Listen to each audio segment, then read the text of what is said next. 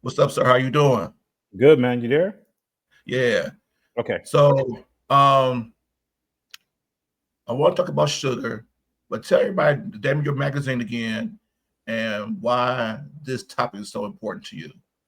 So my name is Brad Bowling. I'm the president of Code and Magazine. We're currently the country's only magazine for Black men across the country, and we have a responsibility to report on the important things that affect our community, and our sugar intake is one of them. So in our October issue, we put an article in the magazine, kind of talking about sugar and the devastating impact that it's having on the Black community, and so it's our responsibility to bring these things to light and then discuss the options that are available to us to combat whatever things are plaguing the Black community.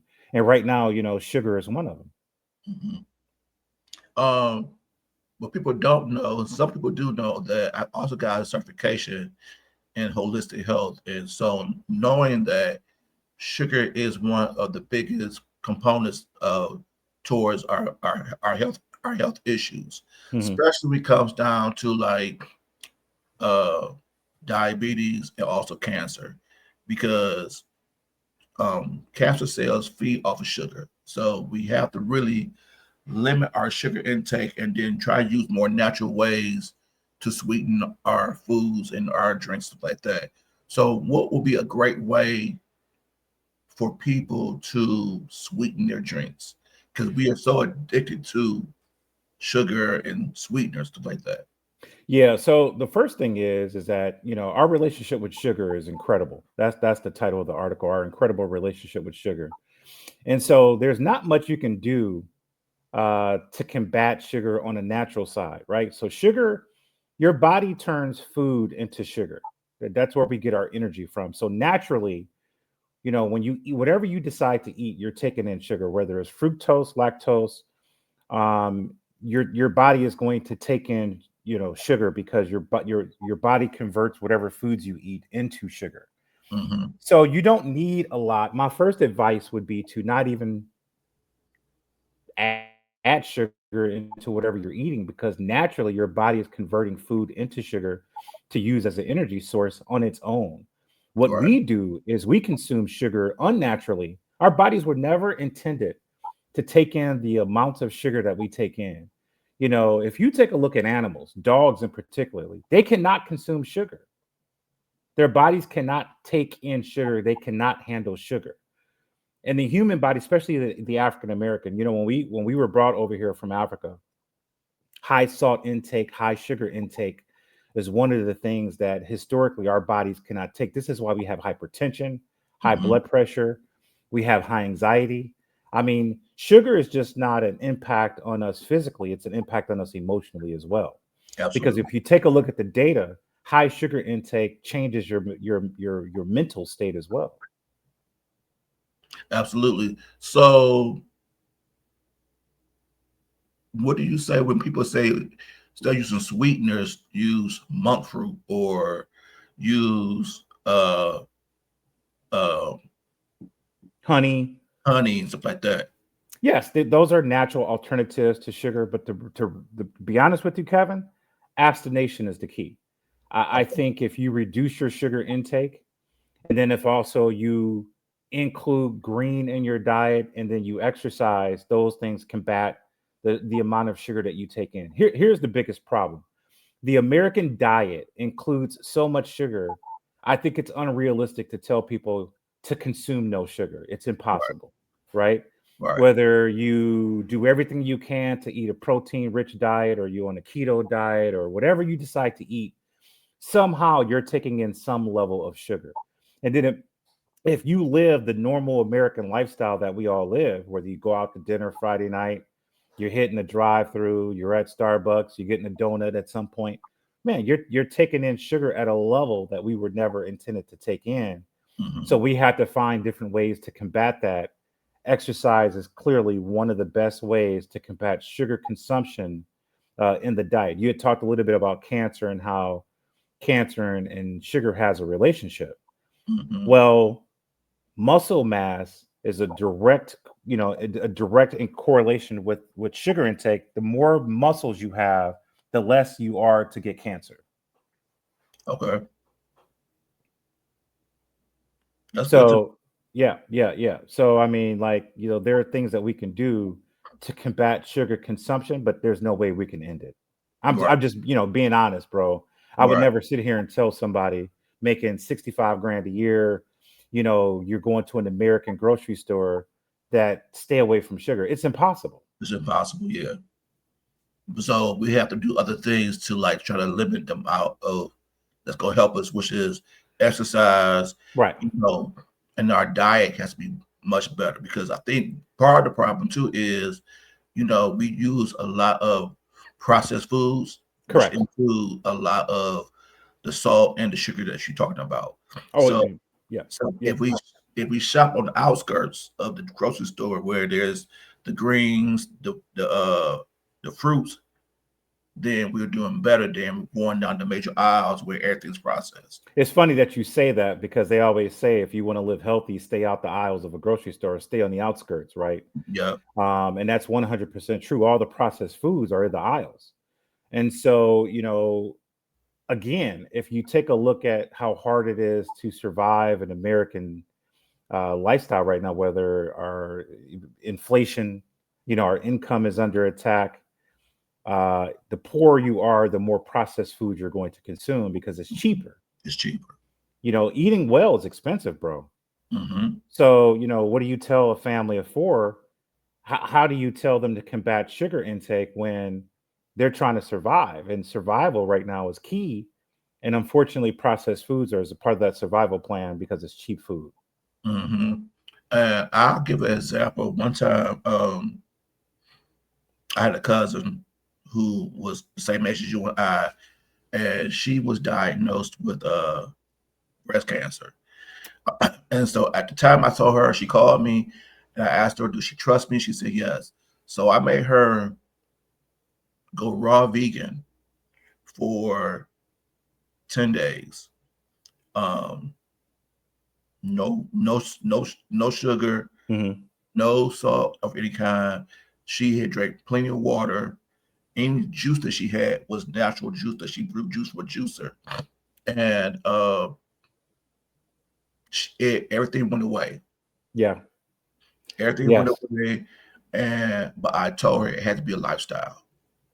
Yeah. There is actually an African juice. I think Dr. Sebi Hmm. developed this juice serum that literally will cure cancer Hmm. if you take it, which is phenomenal. But yes, again, you have to be committed to that. You have to have the resources Yeah, to purchase the right product, and then you have to be committed. But of course, when your life is in jeopardy, man, people would do anything. and do anything. But then They do anything. the thing was, unfortunately, once everything went to remission, she went back to her old ways Hmm. of eating. Right. And then when them come back, it came back with a vengeance. And now you at stage 4 automatically, and Wow. so now you pass away. And I'm like, you had to. I told you had to stay. That's gonna be your lifestyle because once you see the cancer cells there, they wait for you to start go back eating your natural way because they love the sugar. Yeah, and I'm gonna tell you, cancer is just one of the side effects of high sugar consumption. If you take a look at blacks in general, our black sisters, the average weight of a black female in the United States is 187 pounds. Hmm. The number one killer of black women below 50 years old or around 50 is heart disease. Hmm. And so, high sugar intake has a direct impact on the healthiness of African Americans, and we are losing black women at a significantly higher rate due to their diets than any other factor when you take a look at the mortality rate of blacks in America. Absolutely. And one of the things I remember when I was teaching spin classes and I would coach people, I was helping this trainer out, and she had some young women from Spelman, and one young lady she weighed like 200 pounds, and the trainer asked her how much did she want to lose, and she said 20. And so she said that still make you 180 and still be considered overweight. Hmm. She's her response was, um, black men like thick women. So she didn't want to get too small because if she got too small, then the men wouldn't like her. Hmm. My response to her as the coach, I said, why don't you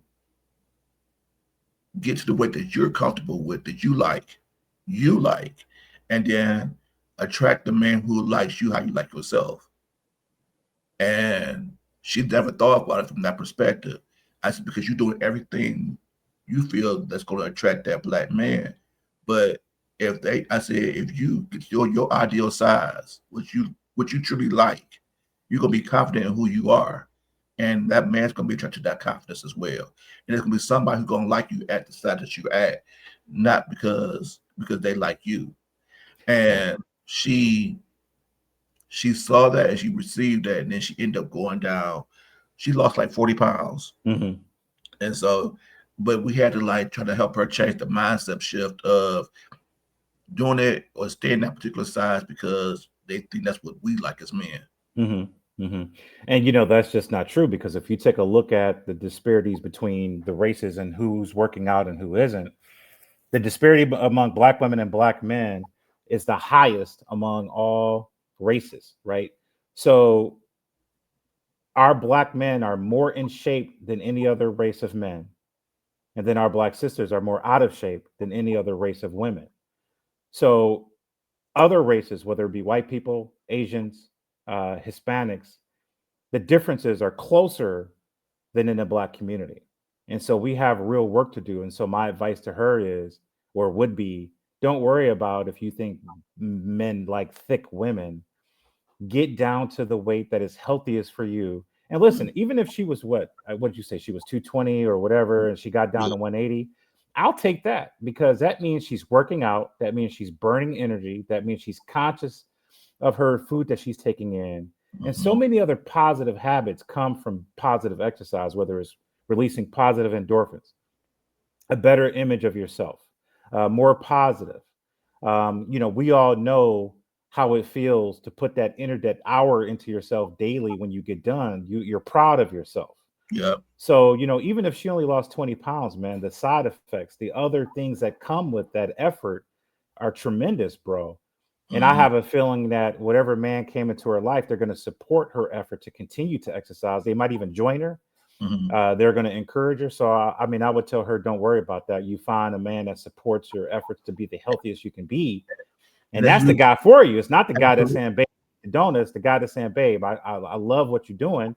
Let me walk with you the next time you go on a walk." That's And, the guy she should be looking for. and I agree with you on that one because on the flip side, it was one she was exercising really tough and she was looking really, really good. Yeah, man. That made her dude very insecure. Ah, okay. And so what he ended up doing was getting her pregnant all over again because he wanted her to gain the weight back because he was very insecure in the fact that she was looking that good. Hmm. Hmm. And I'm like, but then so I'm like, okay, but is that for you? Right, right. Because because at the end of the day, he can't keep getting pregnant if you lose the weight, lose the weight back. Because at some point you got to say, okay, this is who I am. Are you gonna be able to accept it or not? And so yeah, you got that side too, because I saw that side version too from the coaching side that the guys do get insecure because you know that in their mindset, if they keep them heavier, nobody will want them. So then therefore Hmm. they Hmm. won't have to worry about competing against nobody. Yeah, those are anomalies, hopefully, that you don't hear about too often. And I think that if we focus on the other side of it, where if we can get our sisters to become a little bit more physically active, they will find men who would champion that and Yep. support that, and then and get involved. The relationship that I'm in, like, I love watching her work out. It makes me want to work out, Right. and let's be healthy together. Exactly. So hopefully, for anybody that's attempting to reduce sugar intake by increasing work performance or workout performance, they can find somebody that supports that and encourages it, right? Because Mhm. a lot of times when you go out to eat with family and friends, you're going to the same places, you're consuming the same things, right? Right. But if you can curb sugar intake by changing whatever you drink or how you eat, bro, hopefully Hmm. your people in your circle are watching you do that, and they're like, you know what? When I'm with you, I'm not doing that either. Right. So, hopefully, people can find the right support systems out there to, So, aid in their ability to lose the weight. so what do you say for the people who there's another way of the sugar coming in too is through alcohol, and so what would your recommendation be about alcohol consumption? Limit to I make it mean, fun, or what would you say? here's my thing. I am not here to preach to people don't drink and don't do this and don't do that. Right. I think, everything in moderation is okay, right? I would love to sit here and preach, but I smoke cigars. Hmm. I occasionally will have a beverage when we go out to dinner or, you're at a social event. And I think that those times where you consume it, it's okay, right? I mean, I can't there is no one way to get to where you want to be.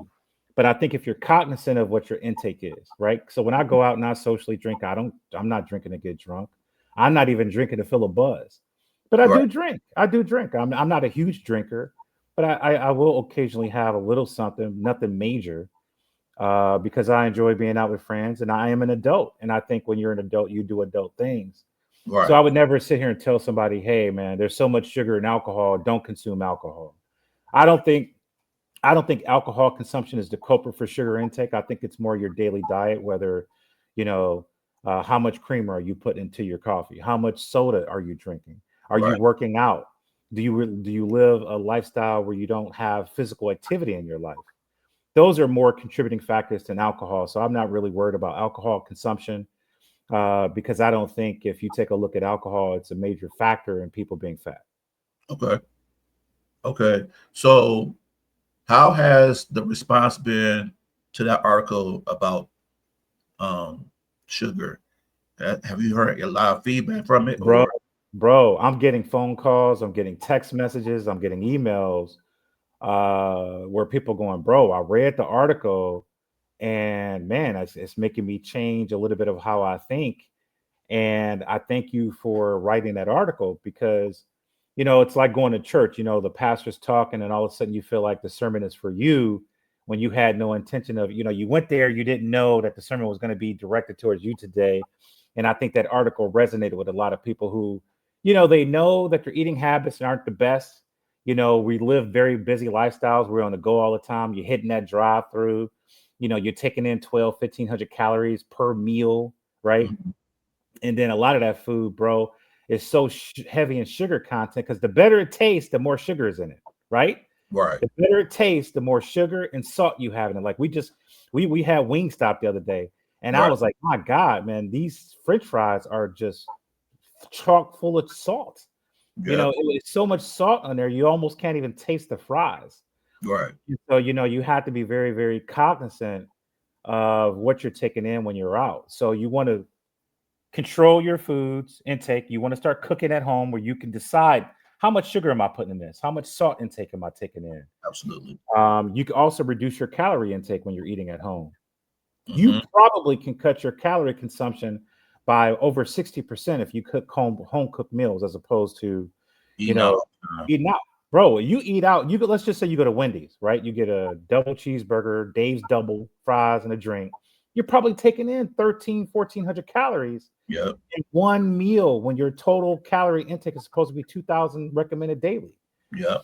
But if you eat at home, you're consuming 400 calories. How much salt and sugar you put into the food you were cooking, you can control, right? So we have to kind of get back to cooking at home. Or if you're going to be out, man, limit how much you're eating. You don't have to get the meal, just get the sandwich. Right. So there's so many things, different things that you can do. It takes an overall effort, though, Kevin, because you have to exercise, you have to watch Hmm. what you're taking in, you have to be smart about what you're putting in your body. Okay. So I want you to talk to You know, it's gonna be a hard one because Okay. it's a Give me different pro- life. It's a different lifestyle down here where I'm at. okay. Talk to the women who feels like I'll just get a tummy tuck, I'll just get lipo because that's easier. Okay, so I know you're down in Atlanta. I'm up here in Cleveland. And obviously, up here in Cleveland, we don't have the weather that you have down there, right? So our temperament is different up here. You're probably going to see a different type of female in Cleveland than you will in Atlanta. Now, I know that surgery is a component of the lifestyle of people that live in Atlanta saying, hey, I can just go get a tummy tuck. I can go get this. I can get that. I don't personally have a problem with self improvement. Mm. My concern would be, what are you doing after the surgery? Are you having a change in lifestyle to maintain the improvement? Or are you going to go back to the old habits that you once used to get to where you were? A lot of times what we see people who get the bypass where you have the stomach staple, Yeah. right? They have to relearn how to eat. Hmm. So for the first couple years, you're saying, I'm never hungry, I'm never hungry, I'm never hungry. But then as the new stomach starts to expand, you see them go back eventually to their old habit. Because I'm gonna tell you, bro, that stomach tightening process of the what's it called, gastric bypass, Hmm. that's not permanent. It's not. That is not permanent. But you know what, Brad? Back in the day, I used to work for Blue Cross, and so I used to be the appeals coordinator. So back when that first came out, they were more strict about allowing that surgery to happen, Hmm. and you had to showcase that you had to have medical documentation that you had exhausted all forms of weight loss and you failed it. Yeah, yeah. It was a life saving technique. It was to Yeah, save lives. right. Yeah, right, And you had to have a psychological exam and right. all these type of different things to showcase, okay, you deserve this exam. Now it's to the point of fact that they give to any and everyone. And I think the fact that they make it so easy to get is causing sometimes in it it's making it as like instead of it being a life-saving issue, it's like their new way of doing cosmetic surgery. Yeah. Well, let me tell you what scares me right now, though, Kevin, is you have all the weight loss drugs where people are taking the Ozempic and Wegovy and some of these other drugs to lose weight. They don't have to have a change in lifestyle because the drug is helping them lose weight to get to where they want to be. So now they're like, well, look, I don't have to improve my lifestyle because the drug is helping me get to where I need to be. Some of those drugs have horrible side effects where you have body pain, stomach aches, changes in body composition. Um, but your habits haven't changed. So to me, it's a double-edged sword because you're taking a drug that's not good for your body long term, Right, and then you don't have a change in habit of your intake and what you're eating. And so to me, I mean, like it's a death sentence to some of these people who are taking some of those. Now, it doesn't impact everybody like that. There are right. some people who say, hey, I'm taking this, I'm going to adopt a better lifestyle when I do it to maintain. But that's also scary too, man. There, like I Mm. said, bro, there's no perfect way to do this. Right, As long as you are smart with whatever you're attempting to do, right. that to me is what I'm championing. I think, we had gotten so used to having like a microwave lifestyle, so we want everything done quick. Hmm. And you know, healthy eating and exercise is a longer process, but it's the best process a lot of Right, times. right. And but we want everything done so quickly that we do it the wrong to find the quickest way to get it done, but it's not the Hmm. best way to get it done. Yeah, but listen, some of these advancements are not they're not horrible, bro. Mm. When I would work out, I would take something that would burn fat faster. Hmm. I had the extra weighted vest on my chest. Yeah, The weighted gloves. I mean, like everybody is using whatever device that they can to make it. So I'm not complaining or criticizing that, anybody for using whatever device they need to use to get right. to where they need to be. That stuff I love that stuff. My brother used the weighted vest when he go running. Right. Um, I used it as well. I even use a belly burner at times too. So Yeah. Right. you know Right. those type of things I have no problem with. Is because at the end of the day we're exercising while we're doing it at the same time. So Correct, correct. And so, depending on, your ability to do this and do that, listen, if you need assistance, find it, use it, just be smart about it. Just be smart about it. So the purpose of the article was to educate people on our relationship with sugar and Mm-hmm. how we need to be more cognizant of our sugar intake. Mm-hmm. But if you want to use different things or have an assist, man, go for it. Because the bottom line is whatever it takes to get to where you need to be is what we want to champion and what we want to applaud. We just want people to be sensible. We want people to be mindful of going too far with it, using unhealthy practices to get to where you need to be. But again, we want people to live fruitful, Exactly. fun-filled lives, bro. And I'm gonna tell you, it's the kids. It's the Mhm. kids. Watch what you're feeding your children, Absolutely. right? Because they grow up and whatever they ate as a kid, they're gonna eat as an adult. And what I would say too, from a coaching perspective, is we will also have to check into your why. You know, 'cause a lot of times, 75% of us are emotional eaters. So then, therefore, we got to be able to deal with those issues as well.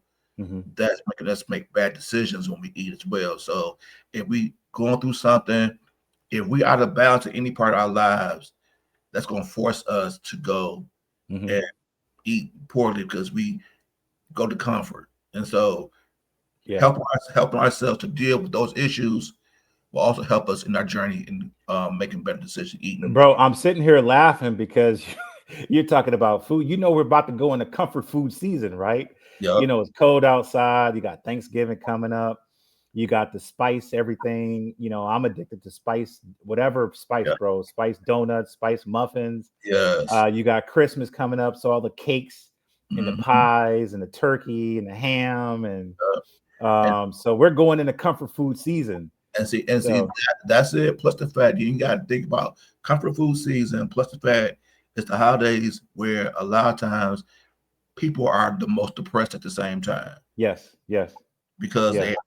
they have lost loved ones, and so therefore they're depressed because they might be the first one without their mom or their dad, and so they might go to food for more comfort Right, right, right. because the sadness.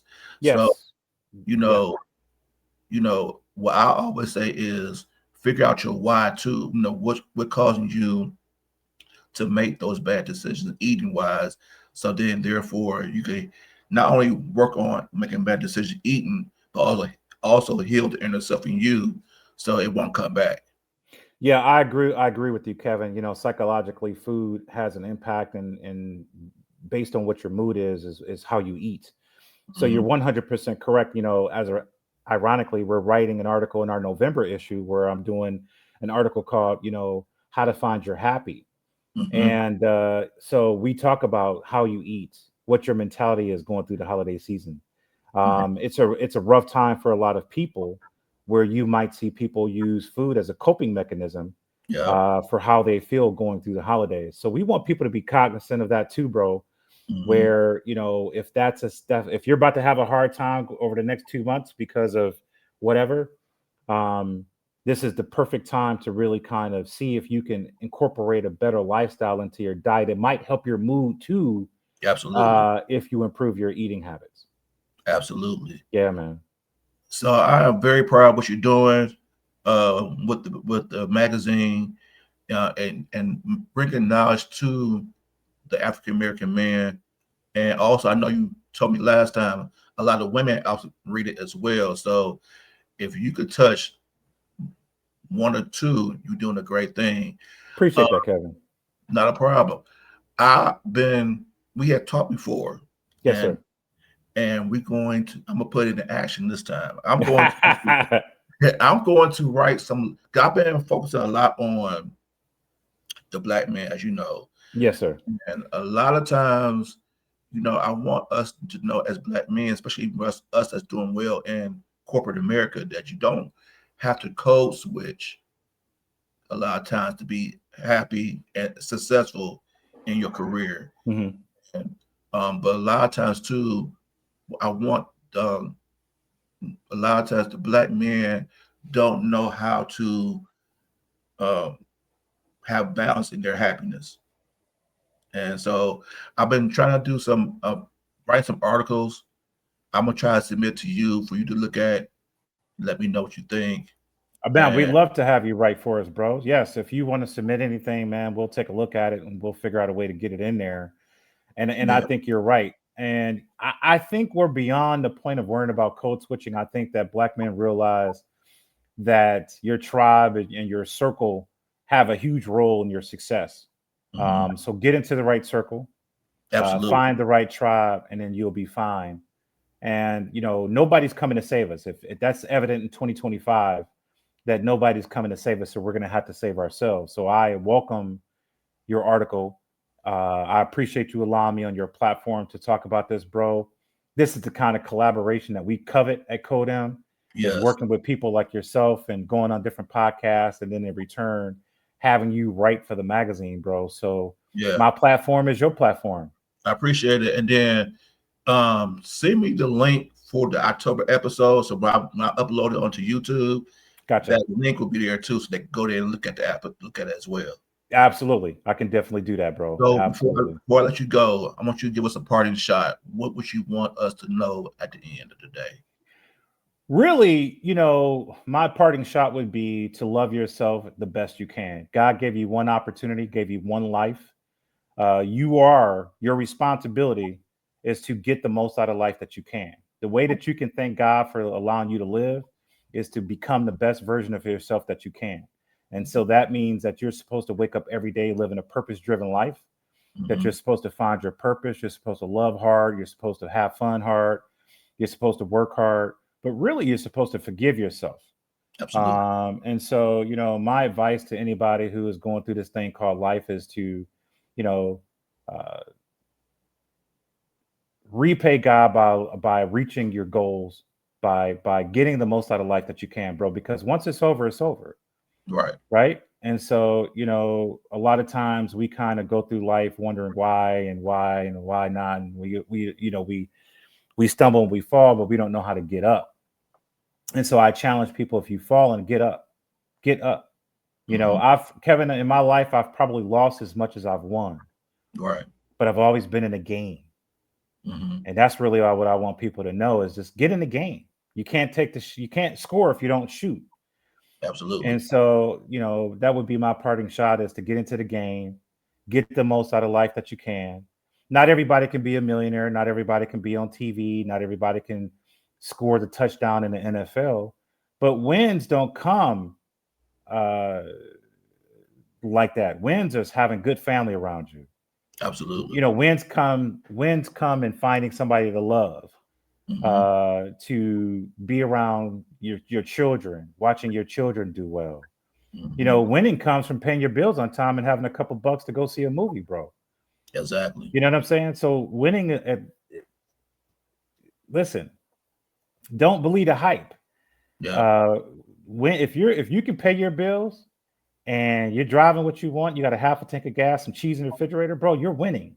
Exactly. And so that would be my advice, and my parting shot is to love life, get the most out of it, have fun while you're doing it.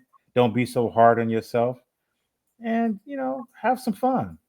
So that's my parting shot. All right, brother. Thank you so much. Appreciate I you, man. appreciate you. You will get my article in the next couple of weeks. All right, appreciate you, bro, and I'll send that link to you as soon as we hang up. All right, peace. Thank All you. right, man. Talk to you. Yes, sir. Bye bye.